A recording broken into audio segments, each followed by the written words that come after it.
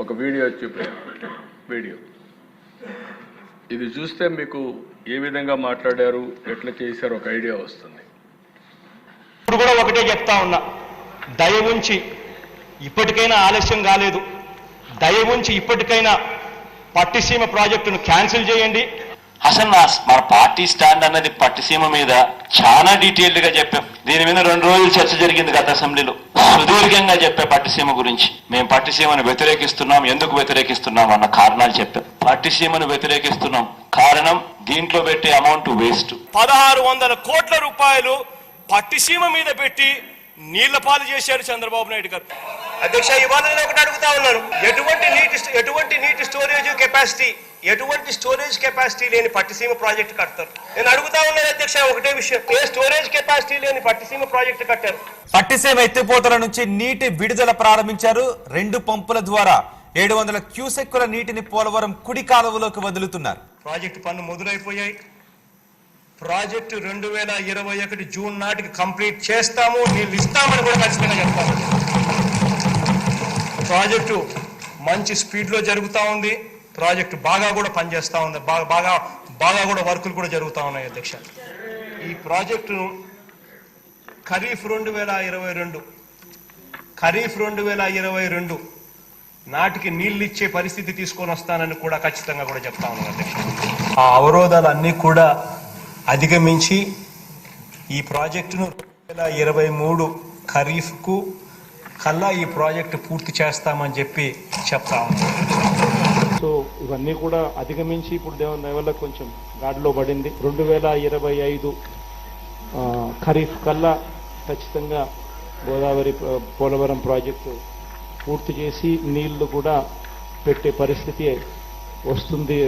July ఆగస్టులో ఆ వరదలు 2025 జూలై ఆగస్టులో 41.15 మీటర్లలో నీళ్లు పెట్టే పరిస్థితి కూడా 1% తొందరించకన్నా ఎందుకు తొందర, వెయిట్. మేము ఆ రోజే చెప్పాం, we will complete this project by 2021 December. We are committed to it. We will finish it. ఎందుకు తొందర? 2021 డిసెంబర్కి మేము కంప్లీట్ చేస్తామన్నా. పోలవరం ఎప్పుడు పూర్తి అవుతుంది? తొందరలో పూర్తి చేస్తాం. బాగానే. You cannot say date, you cannot say year. ఇవాళ కొద్ది రోజుల కిందటనే పూర్తి చేసి ఇవాళ జాతికి అంకితం చేసే కార్యక్రమం జరుగుతా ఉంది.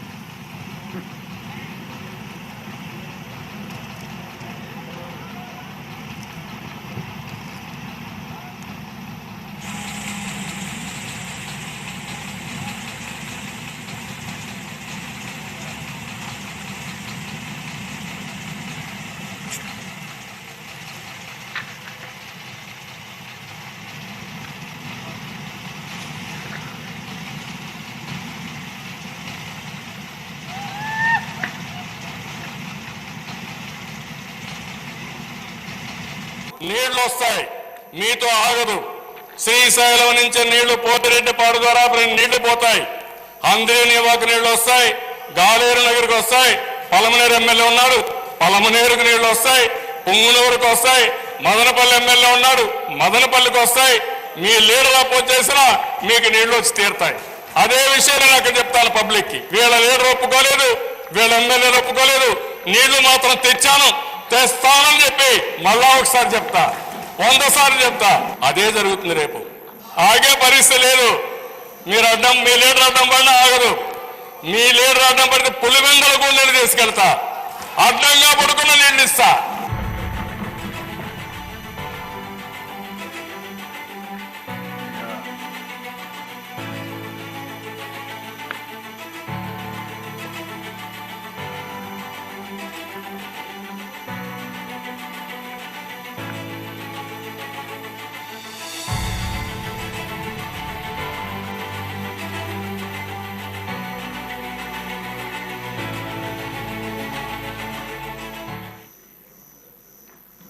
భగీరథుడు భగీరథుడు చూసుకున్నాం.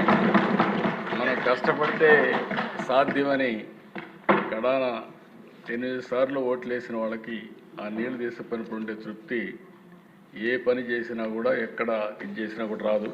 అలాంటి తృప్తి వచ్చింది.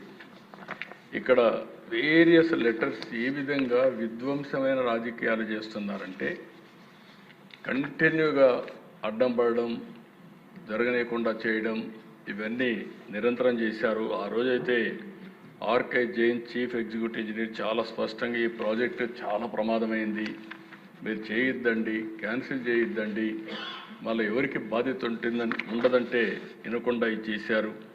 ఇంకొక పక్కన Indian institute of technology Hyderabad చాలా స్పష్టంగా 2000 సంవత్సరంలో వచ్చిన వరదలో అది దెబ్బతింటే 2001, 2, 3 అదే మాట్లాడుతున్నారు. అంటే ఏం జరిగింది ప్రాజెక్టులో కూడా తెలియకుండా ప్రజల్ని మభ్య పెట్టారంటే ఏ విధంగా చేశారు? ఇది ఒక ఉదాహరణ. కేంద్రం ఒక స్టేజ్లో రియలైజ్ అయ్యి అప్పుడు ఇంటర్నేషనల్ ఎక్స్పర్ట్స్ని పెట్టి మొత్తం స్టడీ చేపిస్తే అప్పుడు ఇదంతా కూడా మళ్ళీ డయాఫార్మల్ కట్టాలి అవన్నీ చెప్పే పరిస్థితికి వచ్చారు. అంటే ఒకసారి కొన్ని బాధ్యతలు మనకు భగవంతుడు ఇస్తూ ఉంటాడు. ఆ బాధ్యతల్లో మనందరం గుర్తుపెట్టుకోవాల్సింది, మనం అధికారం ఉన్నప్పుడు బాధ్యతగా ప్రవర్తించడం మనందరి సమిష్ట బాధ్యత అని మరొక్కసారి మీకు తెలియజేస్తున్నా. వీళ్ళు చేసిన పనులు ఇవే కాదు, అన్ని విధ్వంసం చేశారని నేను చెప్పాను. ఇంకొక ఎగ్జాంపుల్ మీరు చూస్తే 3 balancing reservoirs in Chittoor district తీసుకొచ్చారు. ఇది 1 Mudiveedu 2 TMC, నేతిగుంటపల్లి 1 TMC, Avulapalli 3.5 TMC. ఈ మూటి కూడా 2144 కోట్ల రూపాయలు ఎస్టిమేషన్ చేసి వీళ్ళు టెండర్ కోసం వీళ్ళ మనుషుల కోసం ఇచ్చుకోవాలి కాబట్టి ఇచ్చేశారు. కన్సర్న్ మినిస్టరే వైలేట్ చేశారు. అప్పుడు ఎన్జిటి సుప్రీంకోర్టుకు పోతే వాళ్ళు వర్క్ స్టాప్ చేసి 100 కోట్ల రూపాయలు ఫైన్ వేసి 25 కోట్లు కట్టమంటే వీళ్ళు చేసిన తప్పుకి రాష్ట్ర ప్రభుత్వం 25 కోట్లు ఫైన్ కట్టింది. చేసింది తప్పు వీళ్ళు, ఆ తప్పుకి రాష్ట్ర ప్రభుత్వం ఎన్జిటికి చెప్పారు కాబట్టి కంపల్సరీ కట్టాల్సి వస్తే కట్టారు. రెండోది రాయలసీమ లిఫ్ట్ ఇరిగేషన్, ఇది కూడా ఇదే మాదిరిగా చేసి ఎన్జిటికి పోతే వర్కే నిలిపేశారు. 923 కోట్ల రూపాయలు డబ్బులు ఖర్చు పెట్టారు. ఎన్జిటి కోర్టు ఆర్డర్ చేసింది, ముందు ఎన్విరాన్మెంట్ క్లియరెన్స్ అవన్నీ తీసుకుంటే తప్ప మీరు చేయడానికి లేదని, అది కూడా వేస్ట్. ఆ ప్రాజెక్ట్ అంతా నిలిచిపోయే పరిస్థితి వచ్చింది.